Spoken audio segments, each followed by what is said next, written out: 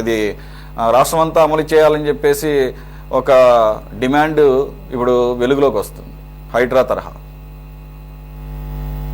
సురేష్ గారు, మీకు ఉన్నటువంటి పెద్దలు, సీనియర్ జర్నలిస్ట్, గత 45 సంవత్సరాలుగా ఎన్నో విపత్తులను చూసి అనేక మంది ముఖ్యమంత్రి చూసినటువంటి పెద్దలు ఉప్పాల లక్ష్మణ్ గారు, అలాగే టీడీపీ అధికార ప్రతినిధి అన్న రఫీ గారు, జనసేన నాయకులు హేమ్ కుమార్ గారు, అలాగే సిటీ 24/7 వీక్షకులందరికీ కూడా నమస్కారం, శుభ సాయం. నిజంగా సురేష్ గారు, A1 A2 కలిసి గత 5 సంవత్సరాల్లో ఈ రాష్ట్రాన్ని పూర్తిగా దోచేసినటువంటి పరిస్థితి మనం చూస్తాం. దానికి ప్రత్యక్ష సాక్ష్యం మనం చూసినట్లయితే A1 గా ఉన్నటువంటి జగన్మోహన్ రెడ్డి ఋషికొండని గుండు కొట్టి 500 కోట్ల రూపాయలతో ప్యాలెస్ నిర్మించుకుంటే, A2 గా ఉన్నటువంటి విజయసాయి రెడ్డి గారు సముద్రాన్ని ఆక్రమించుకొని ఆయన ప్యాలెస్ కట్టుకోవడానికి పన్నాగం పడినట్లుగా ఈ రోజు మనకి చాలా స్పష్టంగా అర్థమవుతున్నటువంటి పరిస్థితి. అయితే ఈరోజు ప్రకృతిని ఏ విధంగా వీళ్ళు నాశనం చేశారో దాని పర్యవసానమే ఈ రోజు ఈ రాష్ట్రంలో ఉన్నటువంటి వరదలు కానివ్వండి, ఈ భూభత్సం కానివ్వండి, ఈ యొక్క ప్రళయం కానివ్వండి అనేది చాలా స్పష్టంగా అర్థమవుతుంది.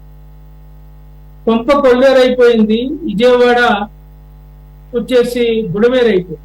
దాదాపు 35 మంది అభాగ్యులు ఈరోజు ఈ వరదల్లో మరి చనిపోయినటువంటి పరిస్థితి మనం చూస్తా ఉంది. కోట్లాది రూపాయల ఆస్తి నష్టం జరిగిపోయింది, ఇళ్లలోకి బురద వచ్చేసింది, ఇళ్లలో ఉన్నటువంటి సామాన్లు కూడా ఈరోజు కొట్టకపోయాయి.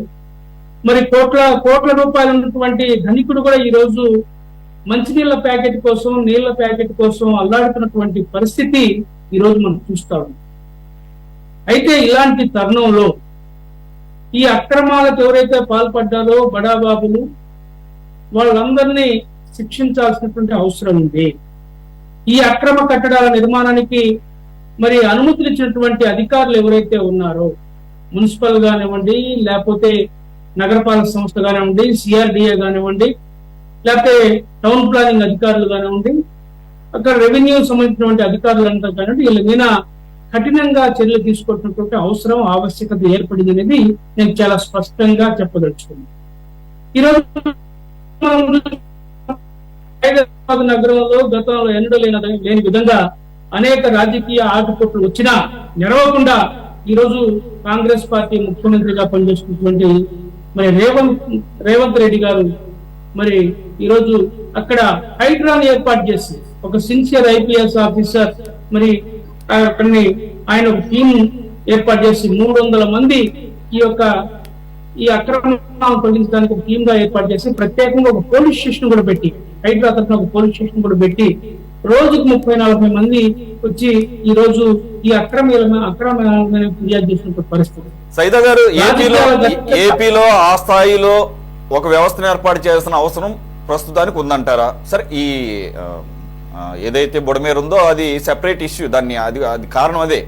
కానీ ఆ తరహాగా రాష్ట్రం మొత్తం, లేదంటే ఒక వైజాగ్, ఒక విజయవాడ, ఒక గుంటూరు ఇలాంటి ప్రధాన నగరాలకి హైడ్రా తరహా వ్యవస్థ ఉండాల్సిన అవసరం, అంతటి అర్జెన్సీ ఉందంటారా? నేను ఎందుకు చెప్తున్నానంటే సురేష్ గారు, గత 10 సంవత్సరాల నుంచి కూడా ఈ రాష్ట్రంలో భూముల ధరలు పెరిగిపోయాయి విపరీతంగా. గ్రామీణ ప్రాంతం నుంచి అనేక మంది చిన్న రైతులు తమ పొలాలు, స్థలాలు అమ్ముకొని పిల్లలను చదివించుకోవడం కోసం, ఉపాధి కోసం పట్టణ ప్రాంతానికి వచ్చారు. పట్టణీకరణ బ్రహ్మాండంగా జరిగినటువంటి పరిస్థితి. ఎందుకంటే జనాభా పెరుగుతుంది కానీ భూమి మాత్రం పెరగదు, మనకు తెలిసినటువంటి విషయం. ఇలాంటి పరిస్థితుల్లో రియాల్టర్లు, పేదవాడు, మనం చూసాం, పేదవాడు ఎవడన్నా చెరువు కట్టమైనా కరకట్టమైనా ఇల్లు వేసుకుంటే వాళ్ళని రెవెన్యూ అధికారులు, మున్సిపల్ అధికారులు వెళ్ళి వాళ్ళ ట్రాక్టర్ తీసుకెళ్లి మొత్తం ఎత్తుకొని దాంట్లో వేసుకుని వెళ్ళిపోతారు. అదొక పరిస్థితి నడిచింది. కమ్యూనిస్టులు వచ్చి పేదలకు ఇళ్ల స్థలాలు కావాలని చెప్పి ఆ రోజుల్లో ఉద్యమాలు చేసినటువంటి పరిస్థితి విజయవాడ లాంటి నగరాలు. అయితే సెకండ్ ట్రెండ్ ఏంటంటే, ఎప్పుడైతే ఈ బుడమేరుని లింక్ ని పోలవరానికి కలిపారో, ఈ బుడమేరు ఈ యొక్క తగ్గిపోయింది, వాటం తగ్గింది. నీళ్ళు వచ్చి ప్రవహించేది విజయవాడలో నుంచి వెళ్ళేటువంటి నీరు వెళ్ళేటువంటి ప్రవాహం తగ్గిపోవడంతో ఆ ప్రాంతం అంతా కూడా రియాల్టర్ల కన్నుబడి మరి బ్రహ్మాండమైనటువంటి మిద్దెలు మేడలు కట్టుకున్న పరిస్థితి. అలాగే మనం చూసినట్టే కరకట్ట మనం చూసాం. జగన్మోహన్ రెడ్డి గారు ముఖ్యమంత్రి కావడంతో 9 కోట్ల ప్రజాధనంతో నిర్మించినటువంటి ఆ యొక్క ప్రజావేదికను కూల్చి ఆయన పరిపాలన ప్రారంభించారు. ఆయన ఏమన్నాడు, నదీ గర్భంలో ఉన్నటువంటి అన్ని అక్రమాలని నేను పూర్తి చేస్తా అని చెప్పి గొప్ప గొప్ప మాటలు మాట్లాడారు. అయితే తీరా ఏం చేశాడు, ఈ యొక్క దీన్ని కూల్చాడు తప్ప మిగతా ఎవరున్నా బడాబాబుల మరి గెస్ట్ హౌస్ కదిలించగలిగాడా? ఇంకా అధికార పార్టీ కానివ్వండి, లేకపోతే ఆ రోజు ప్రతిపక్షంలో ఉన్నటువంటి పార్టీ నాయకుల యొక్క అక్రమ కట్టడాలను ఏమైనా కూల్చగలిగాడా? ఇంతకంటే ముందు దేవినేని ఉమా గారు ఆ రోజు మనం చూసాం, ఆయన ఇరిగేషన్ శాఖ మంత్రి, ఆయన బోట్ లో కృష్ణా నది మొత్తం అటు ఇటు తిరిగాడు. అవన్నీ మనం లైవ్ లో చూసాం.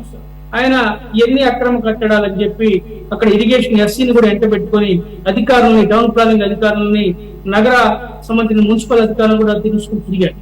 ఆయన కూడా ఏం చేయలే.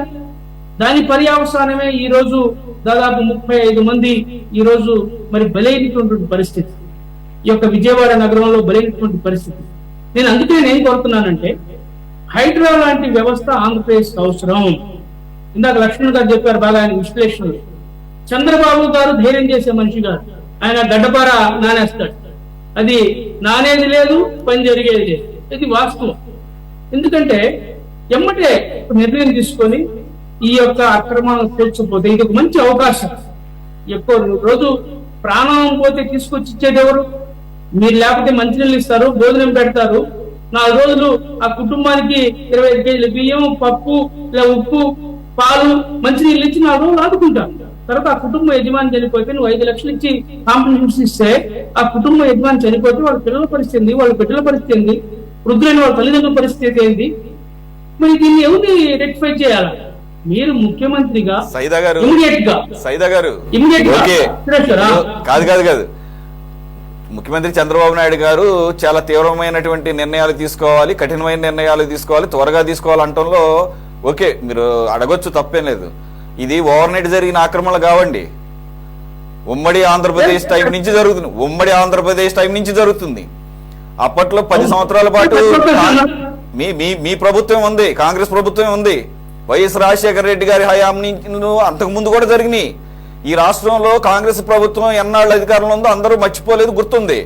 చేయాల్సిన అన్ని ప్రభుత్వాలు చేసేసి ఈ రోజు వచ్చేసి చంద్రబాబు నాయుడు గారు ఓవర్ నైట్ వచ్చేసి మొత్తం చేతులు కడిగినట్టు కడిగేయాలని చెప్పేసి డిమాండ్లు పెట్టడం చాలా ఈజీ సార్. అప్పుడు మరి చేసినటువంటి పాపాలు మరి దానికి బాధ్యత వహిస్తారా? కాంగ్రెస్ ప్రభుత్వం బాధ్యత వహిస్తుందా? తెలుగుదేశం ప్రభుత్వం అప్పుడు కూడా జరిగినాయి కాదంటలా. ఇప్పుడు ఈ ఆక్రమణలు జరిగేది ఒక ఆర్థిక పరమైన ప్రయోజనాలతో జరుగుతాయి. మీరు అన్నారు కదా రియల్టర్స్ కి పార్టీలతో సంబంధం లేదు, అన్ని పార్టీల్లోనే ఉంటారు. కాబట్టి చేసిన పాపాలు ఈ రోజు ఏదో గత 5 సంవత్సరాల్లో జరిగింది వైసీపీ ప్రభుత్వంలోనే, అంతకుముందు టీడీపీ ప్రభుత్వంలో